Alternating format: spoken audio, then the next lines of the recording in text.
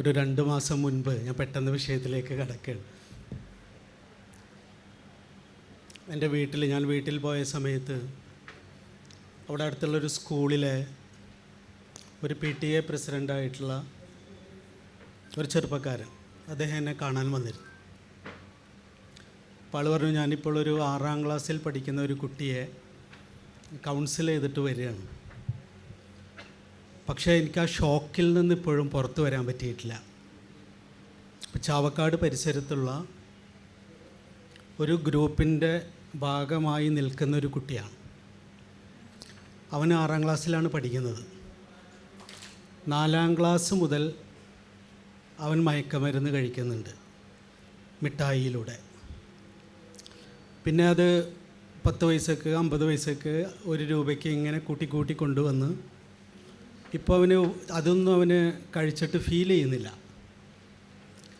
അപ്പോൾ ഇനി കൂടുതൽ വീര്യമുള്ള മയക്കമരുന്ന് അവർ കൊടുക്കാൻ തയ്യാറാണ്. ആ ഒരു ഘട്ടം എത്തുമ്പോൾ അവർ ഈ കുട്ടികളോട് പറയുന്നത്, നിങ്ങൾ നിങ്ങളുടെ മൊബൈലിൽ നിങ്ങളുടെ അമ്മയുടെയോ സിസ്റ്ററുടെയോ വസ്ത്രം മാറുന്നതോ കുളിക്കുന്നതോ ആയിട്ടുള്ള വീഡിയോ റെക്കോർഡ് ചെയ്ത് ഞങ്ങൾക്ക് തരണം, എങ്കിൽ ഞങ്ങൾ നിങ്ങൾക്ക് ഈ മരുന്ന് തരാം.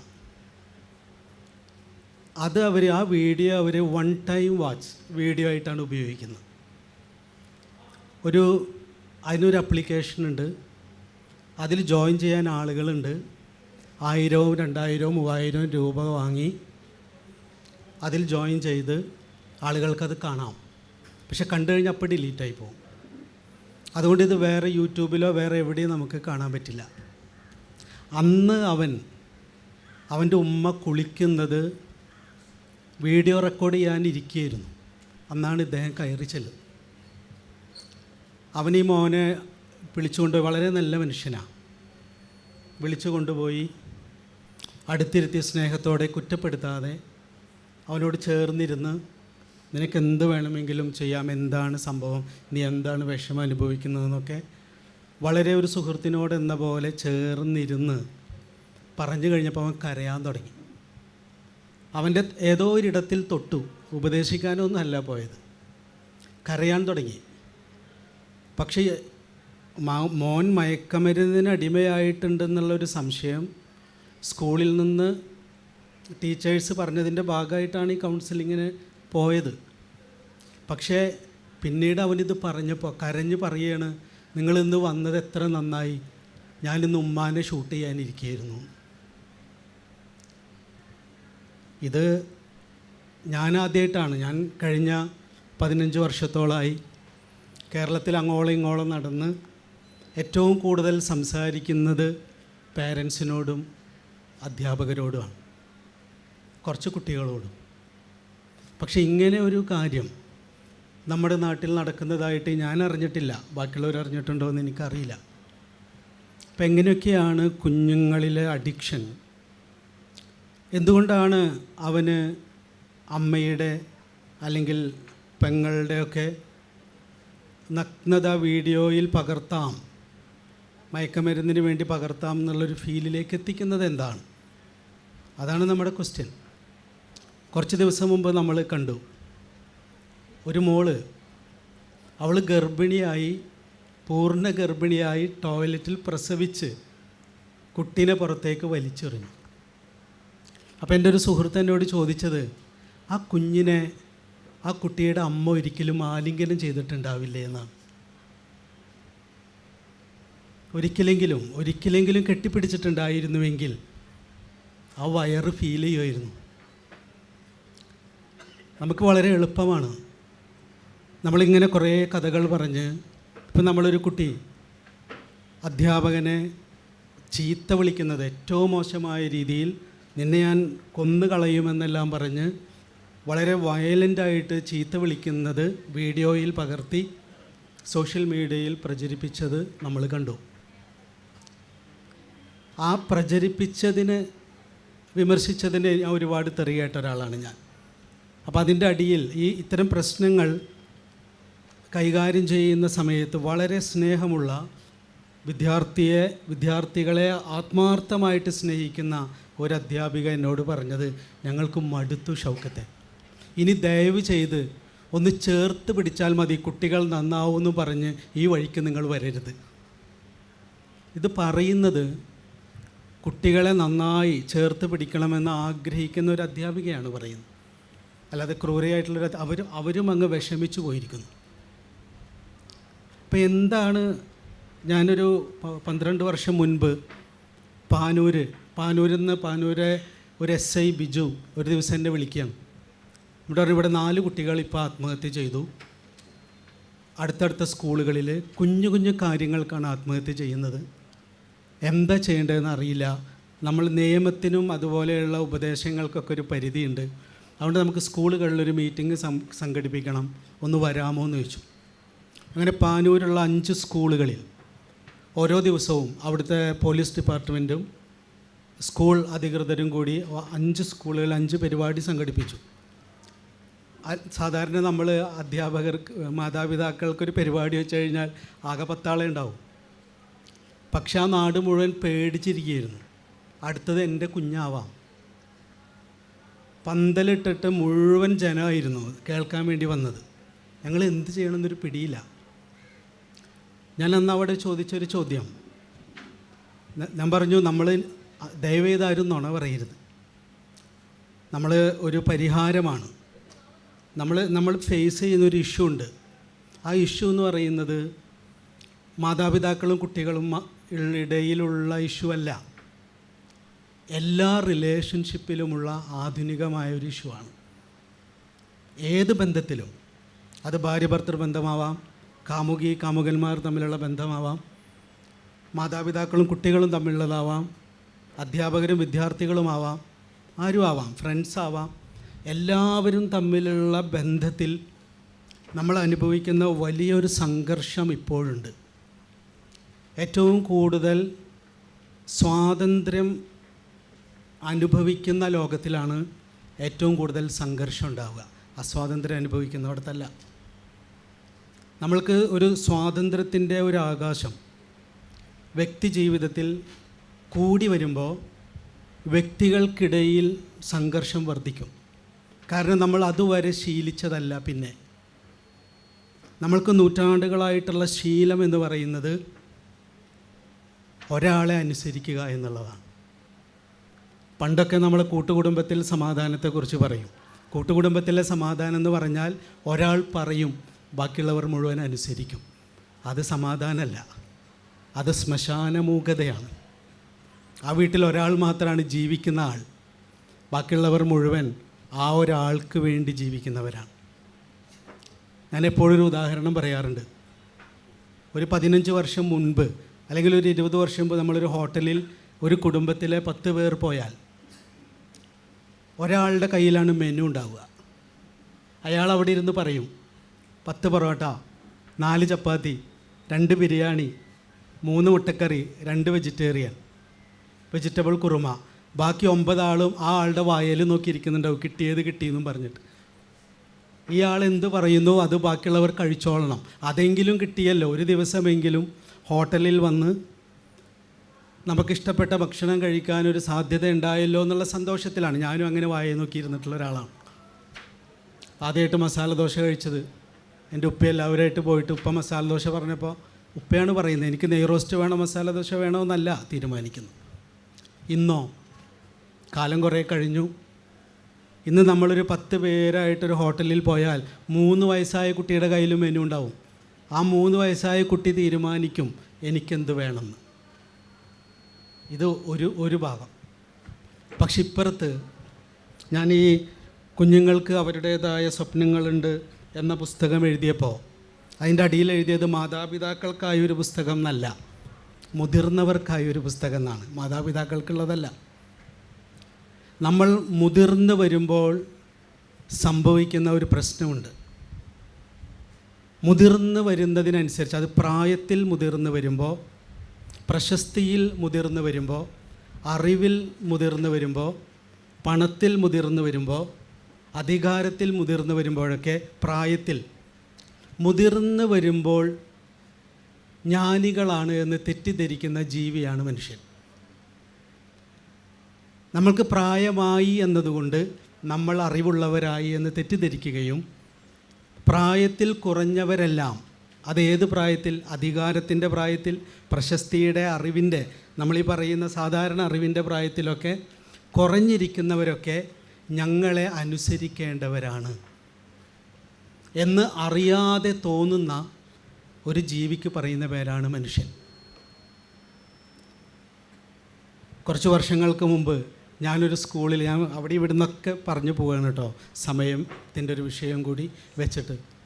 ഞാനിതിൻ്റെ ഒരു ഉദാഹരണം പറയാം. നമ്മളൊക്കെ അങ്ങനെയാണ്. മുതിർന്നവരായിരിക്കുന്നു എന്ന ഒറ്റ കാരണത്താൽ നമ്മളെക്കാൾ താഴ്ന്നവരെ റെസ്പെക്റ്റ് ചെയ്യാത്തവരാണ് നമ്മളൊക്കെ. നമ്മളിതിന് വെളിയിലുള്ളവരെ കുറിച്ചല്ല പറയുന്നത്. ഇതെങ്ങനെ എനിക്ക് മനസ്സിലായ ഒരു നിമിഷമുണ്ട്. ഇത് ഞാൻ എൻ്റെ സുഹൃത്തിൻ്റെ വീട്ടിൽ പോയിട്ട് ഞാൻ അവരുടെ മക്കളോട് സംസാരിക്കുകയാണ്. ഞാൻ ഈ പാരൻറ്റിങ്ങിനെ കുറിച്ച് പുസ്തകം എഴുതാൻ തീരുമാനിച്ച സമയത്ത് ഞാൻ കേരളത്തിലുള്ള എൻ്റെ പ്രിയപ്പെട്ട എല്ലാ സുഹൃത്തുക്കളുടെയും മക്കളോട് സംസാരിച്ചിട്ടാണ് ഞാൻ ഈ പുസ്തകം എഴുതിയത്. എല്ലാവരും സുഹൃത്തുക്കളാവണം. എന്താണ് സുഹൃത്തുക്കളാകുക എന്ന് പറഞ്ഞാൽ? ഒരുമിച്ച് പോയിട്ട് ചായ കുടിക്കലാണോ സുഹൃത്തുക്കളാകുക എന്ന് പറഞ്ഞാൽ? എന്താണ് സൗഹൃദത്തിൻ്റെ ഒരു ലക്ഷണം? സൗഹൃദത്തിൻ്റെ ഒരു ലക്ഷണം എന്ന് പറഞ്ഞാൽ നമുക്കറിയാം, നമ്മളുടെ ഒരു പ്രശ്നം ഒരു സുഹൃത്തിനോട് പറഞ്ഞാൽ ആ സുഹൃത്ത് നമ്മുടെ റിയലായിട്ടുള്ളൊരു സുഹൃത്താണെങ്കിൽ ആദ്യം ചെയ്യുക, സാരിലടാ നമുക്ക് പരിഹാരം ഉണ്ടാക്കാം, ഞാണ്ട് കൂടെ. ഫസ്റ്റ് ഫീല് നമുക്ക് കിട്ടുക അവിടുന്ന്. അതൊരു ഭാര്യയിൽ നിന്നും ഭർത്താവിൽ നിന്നും പലപ്പോഴും കിട്ടാറില്ല. കാമുകന് കാമുകിയിൽ നിന്ന് കിട്ടാറില്ല. അച്ഛനമ്മമാർക്ക് മക്കളിൽ നിന്ന് കിട്ടാറില്ല. അധ്യാപകരിൽ നിന്ന് കിട്ടാറില്ല. ഞെട്ടിപ്പോവുകയാണ് ചെയ്യുക. നീ ഇത് ചെയ്തിട്ടാണോ എൻ്റെ അടുത്ത് വന്നിരിക്കുന്നത് എന്ന് ചോദിക്കും. ഒരു സുഹൃത്ത് മാത്രമാണ് ആദ്യം ചേർത്ത് പിടിക്കുക. ഫസ്റ്റ് സ്റ്റെപ്പ്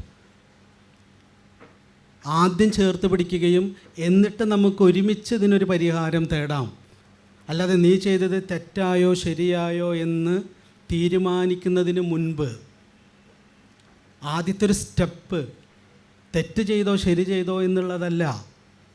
എൻ്റെ മുൻപിലിരിക്കുന്നത് കുഞ്ഞാവട്ടെ ആരുമാവട്ടെ, ആ ആളുടെ വ്യക്തിത്വത്തെ ആദ്യം റെസ്പെക്റ്റ് ചെയ്യണം.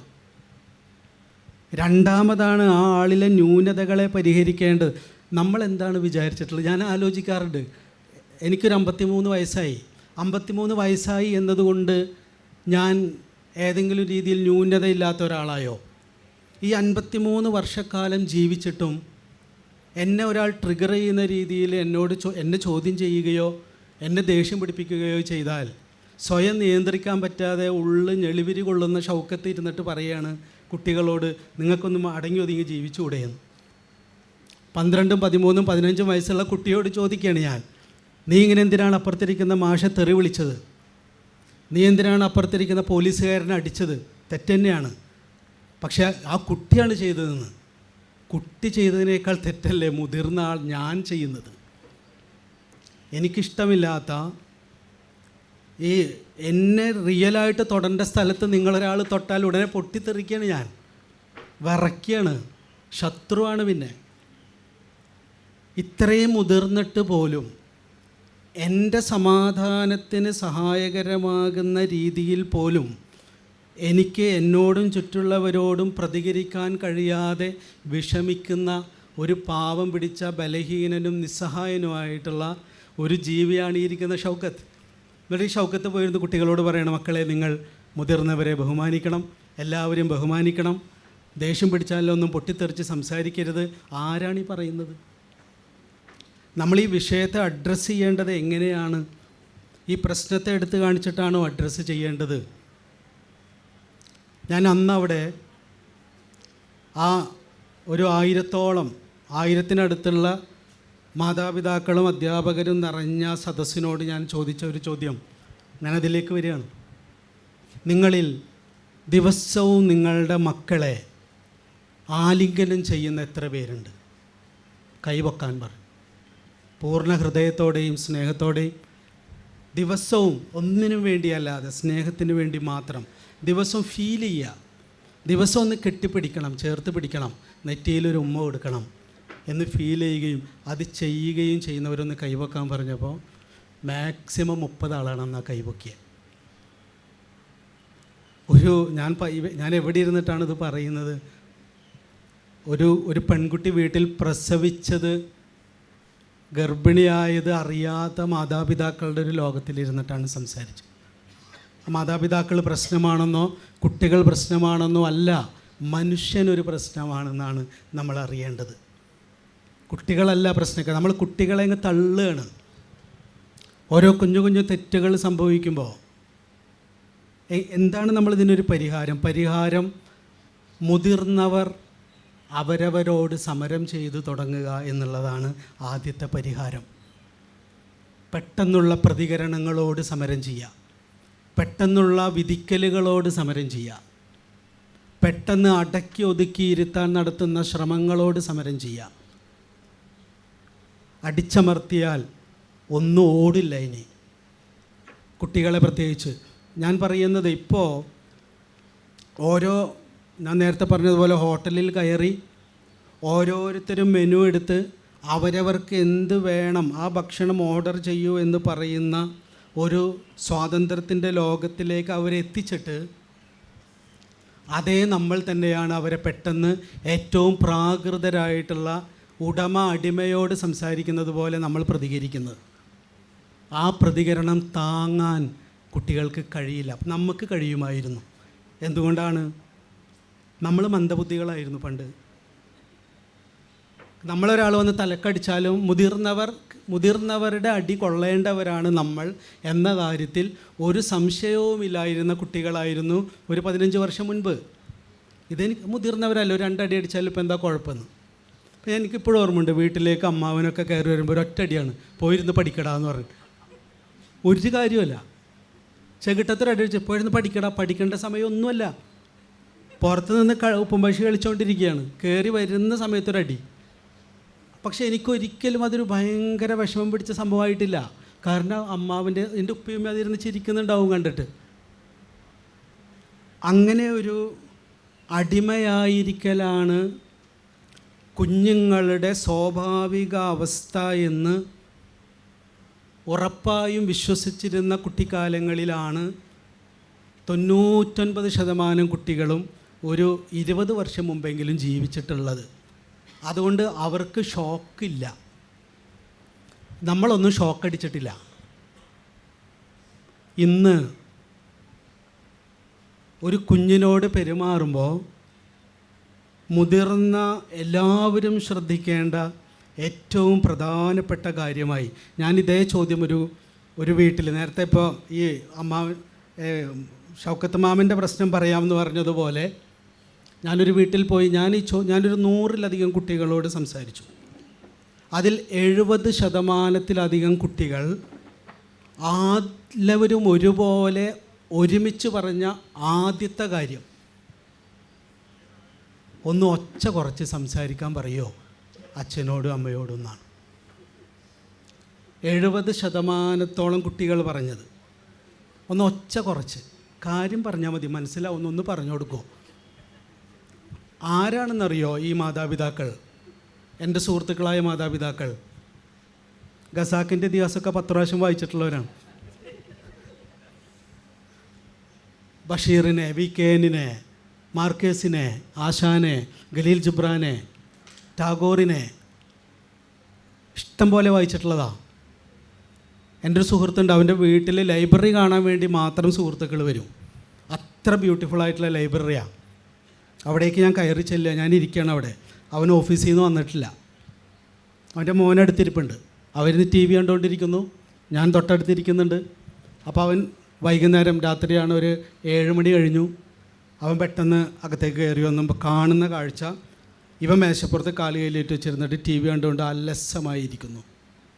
തൊട്ടടുത്ത് ഞാനിരിക്കുന്നുണ്ട്. ഒറ്റ ചോദ്യമാണ്, എന്താടാ നിനക്ക് പോയി പഠിക്കാനൊന്നുമില്ലേ, പോയിരുന്ന് പഠിച്ചൂടെ?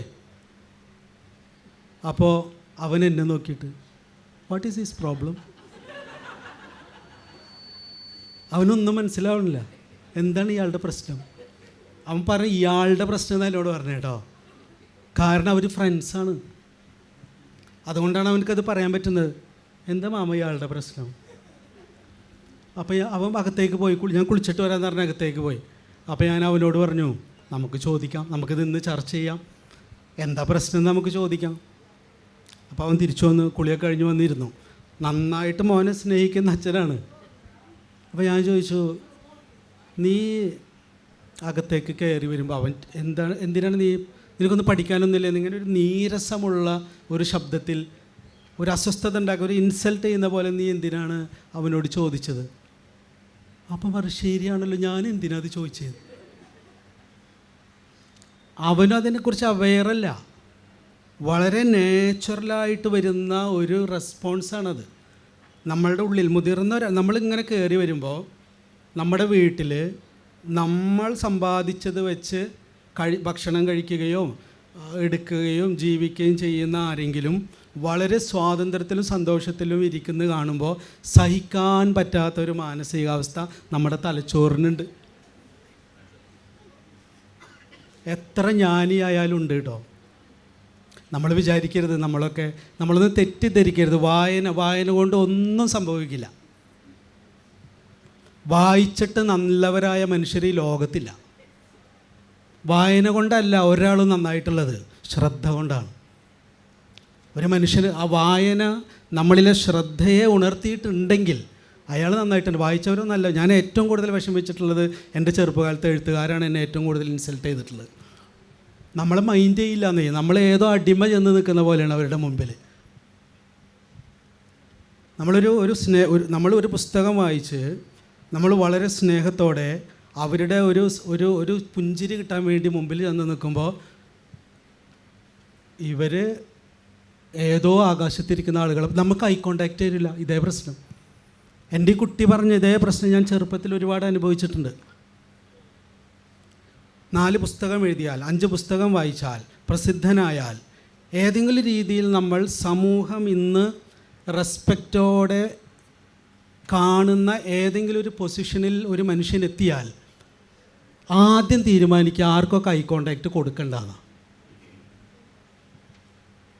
അറിയാതെ സംഭവിക്കുന്നതാണ്.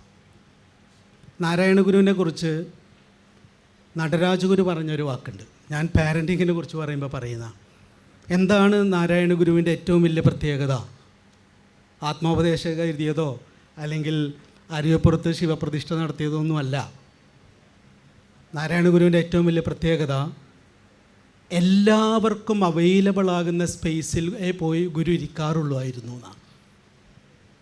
ഇപ്പോൾ ശിവഗിരിയിലോ അല്ലെങ്കിൽ ആലുവ അദ്വൈതാശ്രമത്തിലോ എവിടെയാണ് എല്ലാവർക്കും തന്നെ കാണാൻ വരുന്നവർക്കെല്ലാം ആരുടെയും സമ്മതം വാങ്ങിക്കാതെ തന്നെ വന്ന് കാണാവുന്ന ഒരു സ്പേസിൽ നാരായണ ഗുരു ഉണ്ടായിരിക്കും. സാധാരണക്കാരനായിരിക്കും. അരുവിപ്പുറത്ത് ശിവപ്രതിഷ്ഠ നടന്ന് അന്ന് മറ്റൊരു പ്രതിഷ്ഠ അവിടെ നടന്നു എന്ന് പറയും. അല്ലെങ്കിൽ ആ പ്രതിഷ്ഠയാണ് എന്നെ ഏറ്റവും കൂടുതൽ ആകർഷിച്ചിട്ടുള്ളത്. നാരായണഗുരു ഇങ്ങനെ പ്രതിഷ്ഠ കഴിഞ്ഞ് പിറ്റേന്ന് പുലർച്ചെ ഇരിക്കുകയാണ്. കൂടെ എല്ലാ ഭക്തന്മാരും അതീവ സന്തോഷത്തോടെ തങ്ങൾക്കൊരു ജീവിതം തന്ന, വെളിച്ചം തന്ന ഒരു ഗുരുവിൻ്റെ സന്നിധിയിൽ ഇങ്ങനെ ഇരിക്കുമ്പോൾ നാരായണ ഗുരു നോക്കുന്നത് കുറച്ച് മാറി അകലെ 2 ചുള്ളിക്കമ്പ് പോലെയുള്ള, ഉണങ്ങിയ കൊമ്പ് പോലെയുള്ള 2 കുട്ടികൾ അകലെ മാറി നിൽക്കുന്നു. അപ്പോൾ ഗുരു ചോദിച്ചു, അതെന്താണ് അവരവിടെ ഇങ്ങനെ മാറി നിൽക്കുന്നത്? അപ്പോൾ ആരൊന്നും മിണ്ടുന്നില്ല. എന്താ മിണ്ടാത്തതെന്നറിയോ? ഇവരെക്കാൾ കുറഞ്ഞ ജാതിയിൽപ്പെട്ടവരാ. ഗുരുവിൻ്റെ മുമ്പിലിരിക്കുന്നത് മറ്റൊരു ബ്രാഹ്മണ്യമാണ്. അവർക്ക് തൊട്ടുകൂടാത്തവരാണ് അകലെ മാറി നിൽക്കുന്നത്. ഗുരു അവരെ വിളിച്ച് അടുത്ത് നിർത്തിയപ്പോൾ, അവരെ ചേർത്ത് പിടിച്ച് അടുത്ത് നിർത്തിയപ്പോൾ ഗുരുവിൻ്റെയും ആ കുട്ടികളുടെയും കണ്ണ് നിറഞ്ഞിരുന്നു എന്നാണ്. അതാണ് പ്രതിഷ്ഠ. നമ്മൾ മുതിർന്നു വരുമ്പോൾ അറിഞ്ഞോ അറിയാതെയോ, എന്താണ് നാരായണ ഗുരുവിൻ്റെ ജീവിതത്തിൽ മൊത്തം നമ്മൾ പരിശോധിച്ചാൽ കാണുന്നത്, ഗുരു എപ്പോഴും കൂട്ടത്തിലിരിക്കുന്നവരുടെ കൂടെ മാത്രം ഇരുന്ന ആളല്ല. നമ്മൾ മനുഷ്യരങ്ങനെയാണ്. കൂട്ടത്തിലിരിക്കുന്നവരാണ് നമ്മുടെ ആൾക്കാർ. ഇപ്പം നമ്മളിവിടെ ഇങ്ങനെ ഇരിക്കുമ്പോൾ ഒരാളിവിടെ പുറത്ത് വന്ന് എന്തെങ്കിലും രീതിയിൽ നമ്മളെ അസ്വസ്ഥപ്പെടുത്തുന്ന രീതിയിൽ പ്രതികരിച്ചാൽ നമ്മുടെ കൂട്ടത്തിലില്ലാത്ത ആൾ എന്നൊറ്റ കാരണത്താൽ അയാൾ നമുക്ക് ശത്രുവാണ്. നമ്മളിവിടെ നിന്ന് സംസാരിക്കുന്നത് മൈത്രിയെക്കുറിച്ചാണെങ്കിലും. കാരണം നമുക്ക് മൈത്രി തോന്നണമെങ്കിൽ നമ്മളുടെ താല്പര്യങ്ങളോട് ചേർന്നിരിക്കുന്നവരാവണം. നാച്ചുറലായിട്ട് നമുക്ക് മൈത്രി തോന്നുള്ളൂ. നമ്മളുടെ താല്പര്യങ്ങളെ വിമർശിക്കുന്ന ആരെയും നമ്മളുള്ളിൽ നമ്മൾ തള്ളിക്കളയും. നമ്മൾ മനുഷ്യന്മാരെ ഏറ്റവും കൂടുതൽ കഷ്ടപ്പെടുന്നത് നമുക്ക് സ്നേഹമുള്ളവരെ സ്നേഹിക്കാൻ വേണ്ടിയിട്ടാണ്, ശത്രുവിനെ അല്ല. നമ്മളേറ്റവും സ്നേഹിക്കുന്ന, നമുക്കേറ്റവും സ്നേഹമുള്ള, നമ്മളേറ്റവും സ്നേഹിക്കണമെന്ന് ആത്മാർത്ഥമായി ആഗ്രഹിക്കുന്ന ഭാര്യയെ, ഭർത്താവിനെ, കാമുകനെ, കാമുകിയെ, കുട്ടികളെ, അധ്യാപകരെ, വിദ്യാർത്ഥികളെ സ്നേഹിക്കാൻ പറ്റാതെ എങ്ങനെയാണ് സ്നേഹിക്കേണ്ടതെന്നറിയാതെ കിടന്ന് കഷ്ടപ്പെടുകയാണ്, തെറ്റിപ്പോവുക. കാരണം എന്താ? നാച്ചുറലായിട്ട് സ്നേഹം വരിക നമ്മുടെ കൂടെ നിൽക്കുമ്പോൾ മാത്രമാണ്. നമ്മളുടെ താല്പര്യങ്ങളോട്, നമ്മളുടെ ഇഷ്ടങ്ങളോട്, നമ്മളുടെ ശീലങ്ങളോട്, നമ്മളുടെ ആശയങ്ങളോട്, നമ്മുടെ അഭിപ്രായങ്ങളോട് ചേർന്ന് നിൽക്കുന്നവരോട് നമുക്കെപ്പോഴും ഇഷ്ടമാണ്. ആ ഇഷ്ടമുള്ള ഒരാൾ എപ്പോഴെങ്കിലും അതിനെതിരായി ഒരു വാക്കോ പ്രവൃത്തിയോ ചെയ്താൽ ഉടനെ നമ്മുടെ ഉള്ളിൽ ആദ്യം വരുന്നത് അയാളോടുള്ള ശത്രുഭാവമാണ്. അല്ലാതെ എൻ്റെ അഭിപ്രായത്തിനോട് ചേർന്ന് നിൽക്കുന്നുണ്ടോ, എൻ്റെ അഭിപ്രായത്തിനെതിരായി നിൽക്കുന്നുണ്ടോ എന്നുള്ളത് അവിടെ നിൽക്കട്ടെ. ആ ആൾ പറയുന്നതിൽ എന്തെങ്കിലും കാര്യമുണ്ടോ എന്ന് ചിന്തിക്കുന്ന ഒരു ബോധം, അത് കൾച്ചറലാണ്, നാച്ചുറലായിട്ടില്ല, നമ്മൾ ഉണ്ടാക്കിയെടുക്കേണ്ടതാണ്. അപ്പോൾ ഇതെങ്ങനെയാണ്? നാരായണഗുരു എന്താണ് ചെയ്തിട്ടുള്ളത് ജീവിതത്തിൽ? ഇപ്പോൾ നമ്മളെല്ലാവരും സ്ഥിരം പറയാറുണ്ട്, നാരായണഗുരു ദൈവദശക എഴുതിയപ്പോൾ സഹോദരനയ്യപ്പൻ സയൻസ് ദശക എഴുതി. സ്വാഭാവികമായിട്ടും നാരായണഗുരുവിന് ദേഷ്യം വരണം. പക്ഷെ വന്നില്ല എന്നതാണ് ഗുരു. ഗുരു എന്താ പറയുന്നത്? ഗുരു പറഞ്ഞത് ഓക്കെ ആയിക്കോട്ടെ, എന്ന് ദൈവദശകം മോശമാണെന്നല്ല പറഞ്ഞത്, എന്നാൽ ദൈവദശകം ചൊല്ലിക്കഴിഞ്ഞാൽ സയൻസ് ദശകം കൂടി ചൊല്ലിക്കോളൂ എന്നാണ് പറഞ്ഞത്. ഗുരു നോക്കിയത് സയൻസ് ദശകത്തിൽ എന്തെങ്കിലും കുഴപ്പമുണ്ടോ എന്നാണ്. സയൻസ് ദശകത്തിൽ ഒരു കുഴപ്പമില്ല, കാരണം അത് സഹോദരനാണ് എഴുതിയിട്ടുള്ളത്. സഹോദരനെപ്പം കൊള്ളാവുന്നൊരു മനുഷ്യനാണ്.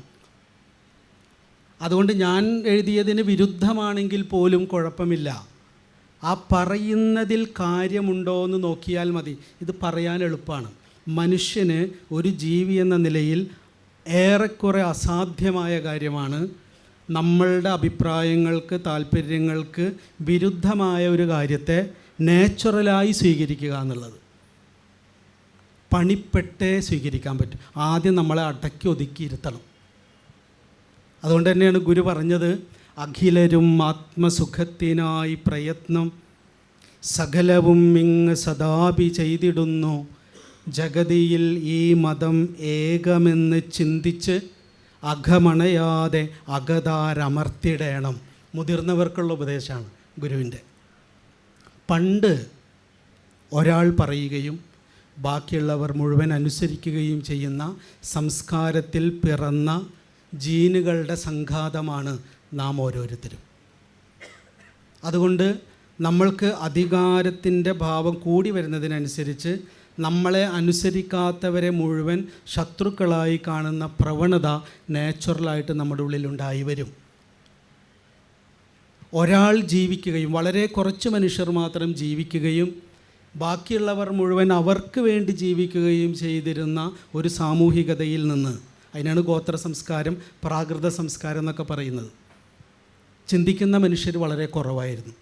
കാരണം മനുഷ്യൻ അടിസ്ഥാനപരമായി ചിന്തിക്കുന്ന ജീവിയല്ല, മനുഷ്യൻ അടിസ്ഥാനപരമായി ഫോളോ ചെയ്യുന്ന ജീവിയാണ്. വിശ്വാസികളാണ് നമ്മൾ അടിസ്ഥാനപരമായിട്ട്. അതുകൊണ്ടാണ് മിഠായി നീട്ടുമ്പോൾ ഇടത്തെ കൈ നീട്ടിയാൽ നമുക്ക് അസ്വസ്ഥത വരുന്നത്. ഇപ്പോഴും ഒരു മിഠായി നീട്ടുമ്പോൾ ഇടത്തെ കൈ നീട്ടിയാൽ എന്തോ തെറ്റ് ചെയ്ത പോലെ തോന്നും നമുക്ക്. എന്താണ് ഇടത്തെ കൈക്കൊരു കുഴപ്പം എന്ന് ചോദിക്കുന്നവർ വളരെ കുറവാണ്. പണ്ട് നാരായണഗുരു ഒരു ക്ഷേത്രം പണിത് കഴിഞ്ഞപ്പോൾ ഒരാൾ വന്നിട്ട് ചോദിച്ചു, ആദ്യം നമുക്കൊരു ആല് വെക്കണ്ടേ എന്ന് ചോദിച്ചു. കാരണം ക്ഷേത്രം പണിതാൻ നാച്ചുറലി ആലല്ലേ വെക്കണ്ടേ, അതാണ് ശീലം. അപ്പോൾ ഗുരു തിരിച്ചു ചോദിച്ചത്, എന്തുകൊണ്ടൊരു പ്ലാവ് വെച്ചുകൂടാ, തണലും കിട്ടും ചക്കയും കിട്ടും. പക്ഷെ ആധുനികമായി ചിന്തിക്കുന്നവർക്ക് പോലും അങ്ങനെ ചിന്തിച്ചിട്ടില്ല നമ്മൾ. കാരണം ശീലങ്ങളെ പുതുക്കി പണിയുക എന്ന് പറയുന്നത് വളരെ പ്രയാസമായതുകൊണ്ട് ശീലങ്ങളെ ഫോളോ ചെയ്താണ് നമ്മൾ ജീവിക്കുന്നത്. ശരി എന്താണ് ശരി? ശീലിച്ച് ശീലിച്ച് ഉറച്ചതാണ് ശരി. ശരി എന്ന് പറഞ്ഞിട്ടൊന്നുമില്ല. നമ്മൾ ഏറ്റവും കൂടുതൽ കാലം, ഒരു ജീവി ഏറ്റവും കൂടുതൽ കാലം ഈ ഭൂമിയിൽ ജീവിച്ചുറച്ച ഒരു ശീലം നമ്മുടെ സിസ്റ്റത്തിലുണ്ട്. അതിനെയാണ് നമുക്ക് ശരിയെന്ന് തോന്നും. അതുകൊണ്ട് വീട്ടിൽ പെട്ടെന്നൊരു ദിവസം ഭാര്യ എണീറ്റ് ഭർത്താവിനോട് വീട്ടിലെല്ലാവർക്കും പോയി ചായ ഇട്ട് കൊണ്ടുപോകാമെന്ന് ഭർത്താവിനോട് പറയുമ്പോൾ ഫെമിനിസ്റ്റുകാരനായ ഭർത്താവ് തകർന്നു പോവുകയാണ്. കാരണം എന്താ? ജീവിതത്തിൽ ആദ്യമായിട്ടാണ് ചായ ഇട്ട് കൊണ്ടുപോകാമെന്ന് പറയുന്നത് കേൾക്കുന്നത്. ഇതുവരെ ചായ എല്ലാവരും ഇടണമെന്ന് പറഞ്ഞിട്ടേ ഉള്ളൂ, ഇട്ടിട്ടില്ല. കാരണം ഒരു ചെയ്തി ഇപ്പം തന്നെ ഏറ്റവും ഇപ്പോഴത്തെ ഒരു സ്കൂളിൽ കുട്ടികൾക്ക് അവർക്കിഷ്ടപ്പെട്ട അവരുടെ താല്പര്യങ്ങൾ പഠിപ്പിക്കുന്ന കുറേ കാര്യങ്ങൾ പഠിപ്പിക്കും. അപ്പോൾ അതിൽ തുന്നലൊക്കെ പെൺകുട്ടികൾക്കാണ്. ആധുനികമായ സ്കൂളാണ് കേട്ടോ. പാഷൻ പഠിപ്പിക്കുക. അപ്പോൾ അവിടെ പോയിട്ടൊരു എൻ്റെ സുഹൃത്ത് ചോദിച്ചു, എന്തുകൊണ്ടാണ് തുന്നൽ പെൺകുട്ടികൾക്ക്, തുന്നലെന്താ ആൺകുട്ടികളെ നാച്ചുറലായിട്ട് അതേ വരുന്നുള്ളൂ. നാച്ചുറലായിട്ട് ഈ പാഷൻ കുട്ടികളെ പഠിപ്പിക്കുമ്പോൾ അറിയാതെ പോണൊരു സാധനമുണ്ട്. മുറ്റടിക്കുക, പാത്രം കഴുകുക, അടുക്കള.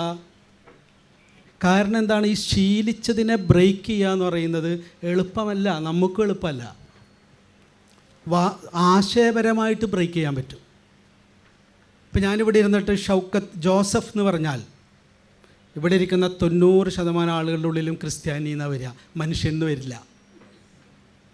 വൈ?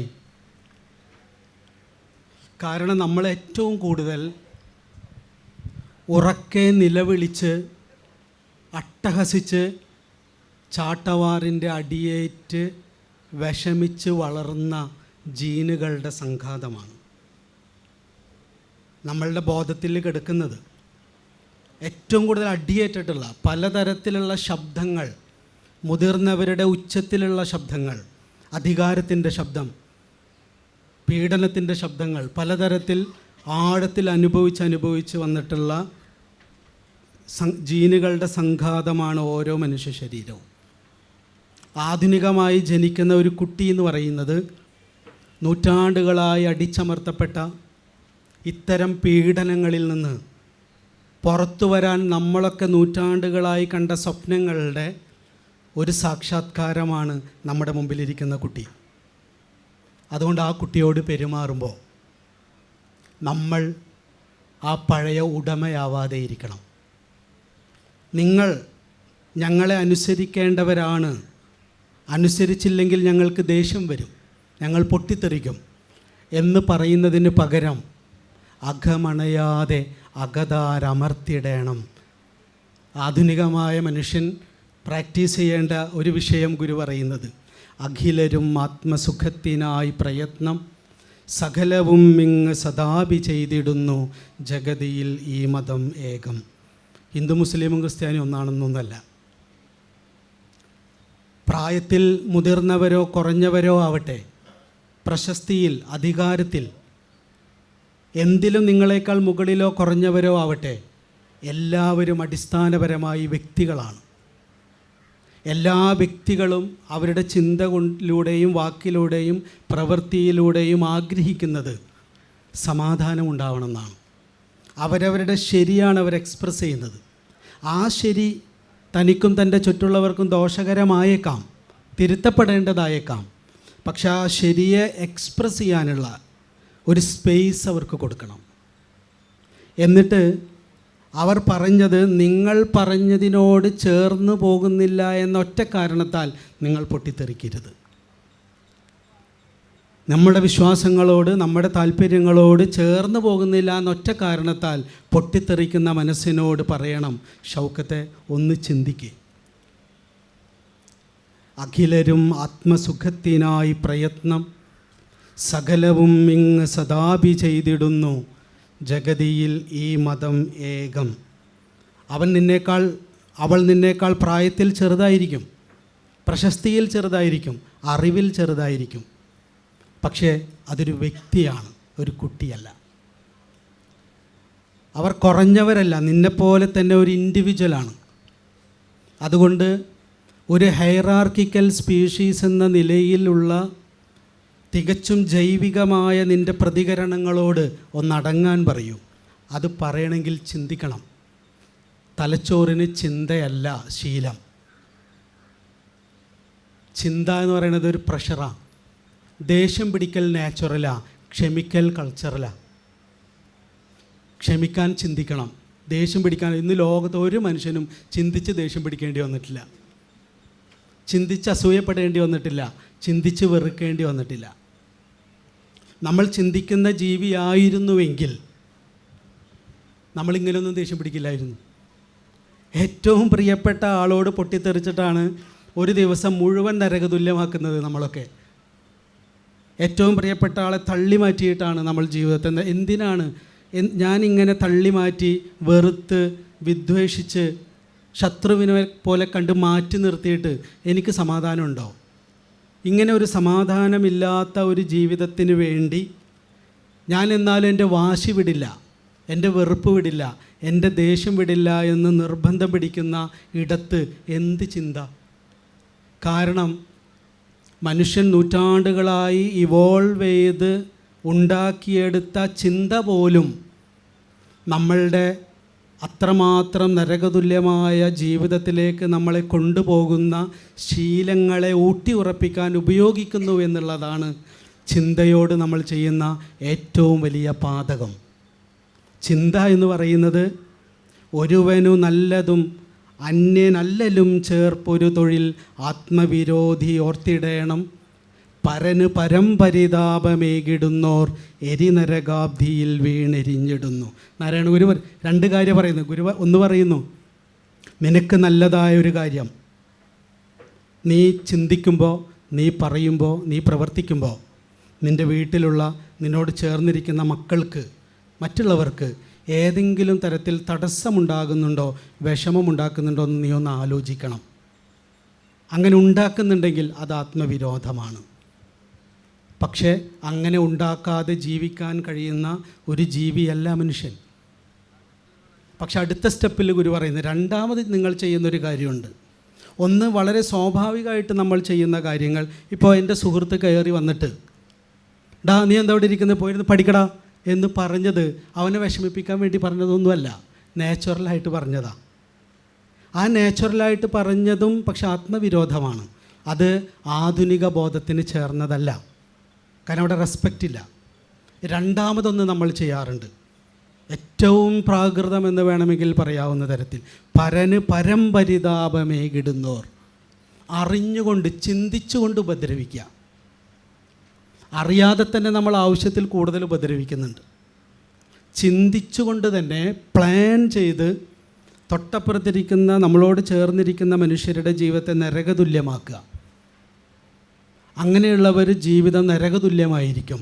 ഈ രണ്ട് നമ്മുടെ ഉള്ളിൽ രൂപപ്പെട്ടു വരുന്ന പ്രതികരണങ്ങളിൽ നിന്ന് പുറത്തു വരാൻ അകമണയാതെ അകതാരമർത്തിടണം. ശീലവിധേയമായ നമ്മളുടെ ആ ഒരു സംസ്കാരത്തെ അതിങ്ങനെ ഓരോ സന്ദർഭങ്ങൾ വരുമ്പോൾ പുറത്തേക്ക് പൊട്ടിയൊലിക്കുമ്പോൾ നമ്മളേറ്റവും ഗുരുനിത്യ എപ്പോഴും പറയുന്നൊരു വാക്കുണ്ട്, നിങ്ങളാരാണ് എന്ന് പറയേണ്ടത് നിങ്ങൾ ഏറ്റവും കൂടുതൽ ചെലവഴിക്കുന്ന ആളുകളായിരിക്കണം.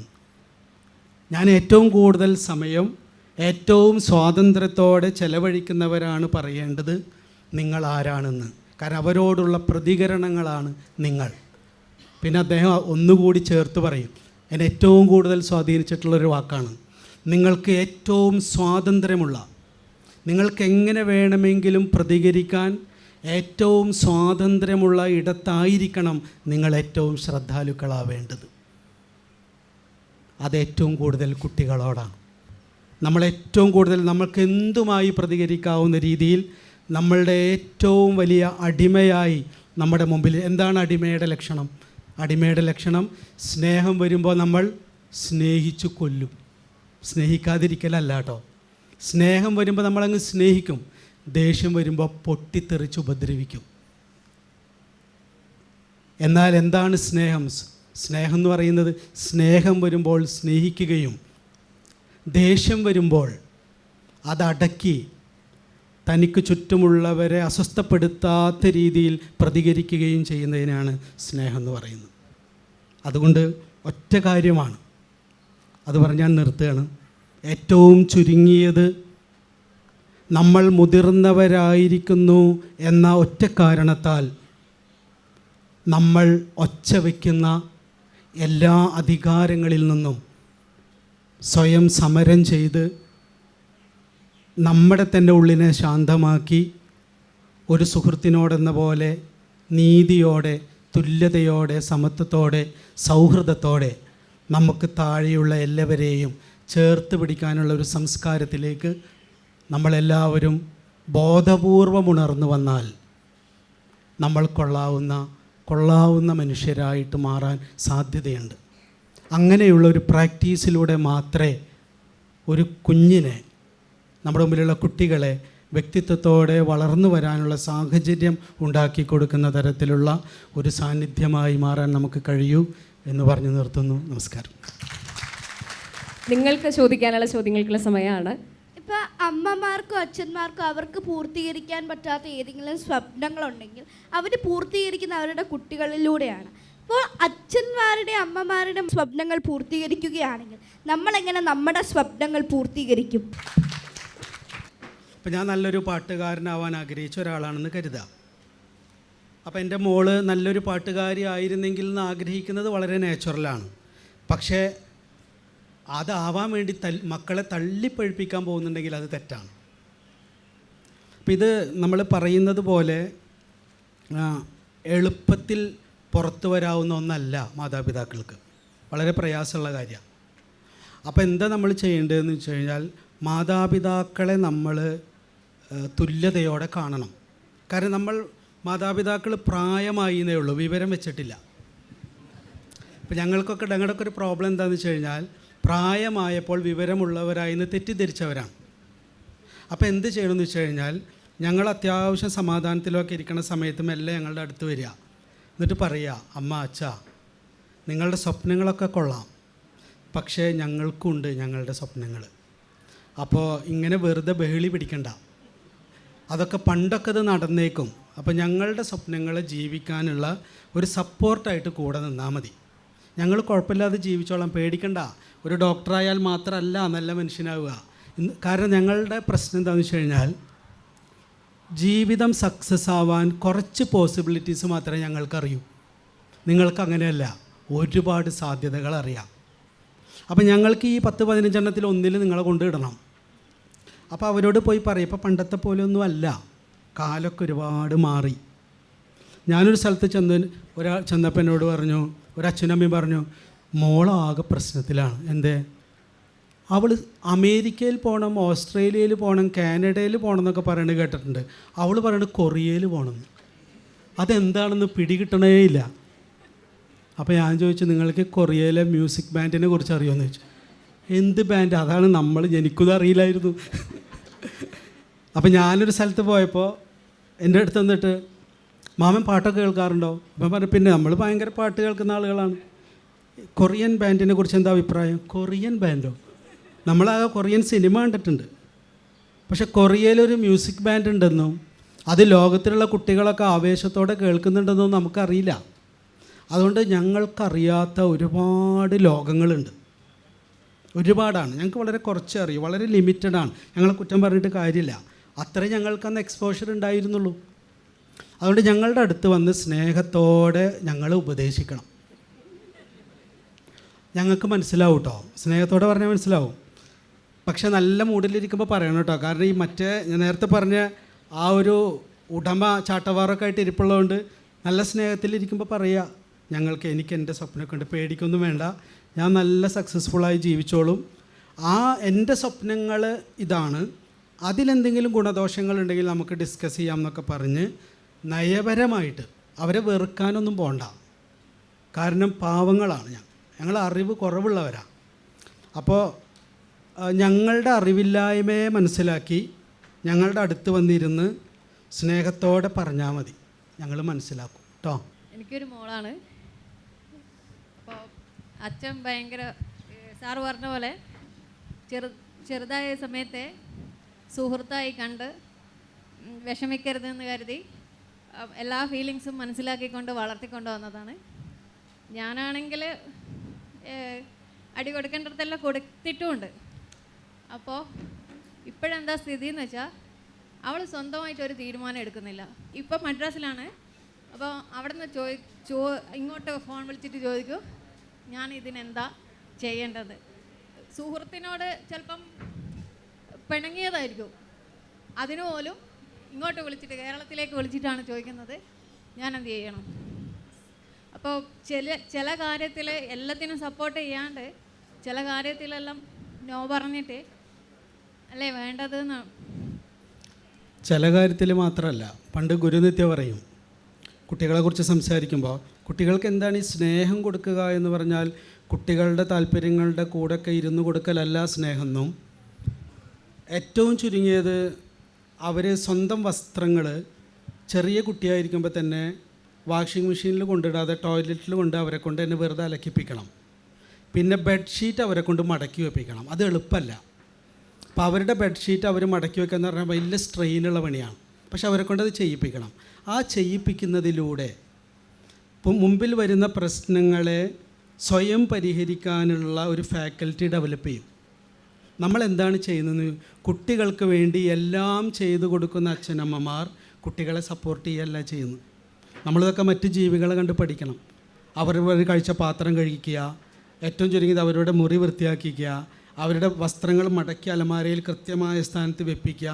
ഇതൊക്കെ നിർബന്ധപൂർവം ചെയ്യേണ്ടതാണ്. അല്ലാതെ അവർ വലിച്ചിടുന്നത് നമ്മൾ അടക്കി വയ്ക്കുന്നതല്ല സ്നേഹം.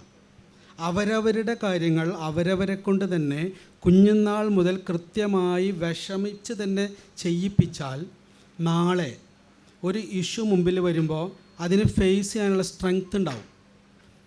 അപ്പോൾ ഇത് ശിക്ഷണം കൊടുക്കുക എന്ന് പറയുന്നത് ശിക്ഷ കൊടുക്കലല്ല, ശിക്ഷണം. ഇപ്പോൾ കുട്ടികളെ കൊണ്ട് പ്രാക്ടീസ് ചെയ്യിപ്പിക്കേണ്ട. ഇപ്പോൾ നമ്മളൊരു ഉദാഹരണം പറയാം. നമ്മൾ സ്നേഹം കൊണ്ട് കുട്ടികൾ മൂക്കിടിച്ച് വീഴാതെ നമുക്ക് നടത്തിപ്പിക്കാൻ പറ്റുമോ? അവരെന്നെ നടക്കണം. അപ്പോൾ ഈ മലർന്ന് കിടന്നിരുന്ന ഒരു കുഞ്ഞ് കമിഴ്ന്ന് കിടന്ന് മുട്ടിലിഴഞ്ഞ് ചുമരിൽ പിടിച്ച് രണ്ട് കാലിൽ നടക്കുന്നതിൻ്റെ ആ പ്രോസസ്സിൽ എത്രയോ സമയം അവർ മൂക്കിടിച്ച് വീണിട്ടുണ്ട്, കാല് പൊട്ടിയിട്ടുണ്ട്, കൈയൊടിഞ്ഞിട്ടുണ്ട്, പലതും സംഭവിച്ചിട്ടുണ്ട് കുട്ടികൾക്ക്. കാരണം ആ പ്രോസസ്സിലൂടെ കടന്നു വരാനുള്ളൊരു സപ്പോർട്ടാവുക മാത്രമേ നമ്മൾ ചെയ്തിട്ടുള്ളൂ. അയ്യോ എൻ്റെ മോള് എന്തൊരു കഷ്ടപ്പെട്ട് നടക്കണ്ടെന്ന് ആരും പറഞ്ഞിട്ടില്ല. അപ്പോൾ ഒരു ശരീരം ജനിച്ചു വീണ ഒരു കുഞ്ഞ് രണ്ട് കാലിൽ നടക്കുമ്പോൾ സ്വയം നടക്കാൻ പ്രാപ്തമാക്കുന്നതിൻ്റെ കൂടെ നമ്മൾ നിന്നു കൊടുത്തിട്ടുണ്ട്. ഇതേപോലെ തന്നെയാണ് ഇമോഷണൽ ബോഡി എന്ന് പറഞ്ഞ ഒന്നുണ്ട്, ഇൻ്റലക്ച്വൽ ബോഡി എന്ന് പറഞ്ഞ ഒന്നുണ്ട്. ഇപ്പോൾ ഒരു ഇമോഷണലായ ഒരു സ്ട്രെങ്ത് ഉണ്ടാവണമെങ്കിൽ അവർ നോകളും പറഞ്ഞ് കേൾക്കണം. ഇപ്പം നമ്മളെന്താ ചെയ്യുന്ന, ഒരു കുട്ടി കരയുമ്പോൾ ഉടനെ മൊബൈൽ കയ്യിൽ കൊടുക്കും. കാരണം നമുക്ക് ആ കുട്ടിയുടെ കരച്ചിൽ എങ്ങനെയാലും നിന്നാൽ മതി. കുട്ടികളുടെ 90% കരച്ചിലും അഭിനയമാണ്. അതെപ്പോഴാണ് മനസ്സിലാവുകയെന്നറിയോ? കരച്ചിൽ ടപ്പേന്ന് നിർത്തുമ്പോൾ. സ്വാഭാവികമായ കരച്ചിൽ ടപ്പേന്ന് നിൽക്കില്ല. അപ്പോൾ കുട്ടികൾ കുറേ കരയുന്നത് നല്ലത്. എന്തിന്? കരയിപ്പിക്കരുത്. ഇപ്പോൾ ഒരു വാശിക്കൊരു കുട്ടി കരയുമ്പോൾ ആ വാശി നടപ്പാവില്ല. ആരോഗ്യപരമായ ആവശ്യങ്ങൾ മാത്രമേ നിവർത്തിച്ചു കൊടുക്കൂ എന്ന് തീരുമാനിക്കുന്ന മാതാപിതാക്കൾ 8 വയസ്സ് വരെ നിർബന്ധമായിട്ടുണ്ടാവണം. ഈ ആരോഗ്യപരമായത് എന്തെന്നുള്ളത് മറ്റൊരു ക്വസ്റ്റ്യനാണ്. അത് നമ്മൾ ഡീറ്റെയിൽ ആയിട്ട് സംസാരിക്കേണ്ടതാണ്. അപ്പോൾ കുഞ്ഞുങ്ങൾക്ക് നമ്മളുടെ ഇപ്പോഴത്തെ പ്രോബ്ലം എന്താണെന്ന് വെച്ച് കഴിഞ്ഞാൽ, പണ്ട് വീട്ടിലെ ഒരു കുടുംബനാഥനായിരുന്നു വീടിൻ്റെ കേന്ദ്രമെങ്കിൽ ഇന്ന് നേരെ തിരിച്ച് ഒരു കുഞ്ഞുണ്ടായാൽ ആ കുഞ്ഞായി വീടിൻ്റെ കേന്ദ്രം. 2 തരത്തിലുള്ള ഫാസിസമാണ്. ഈ രണ്ടിൽ നിന്ന് നമ്മൾ പുറത്തു വരണം.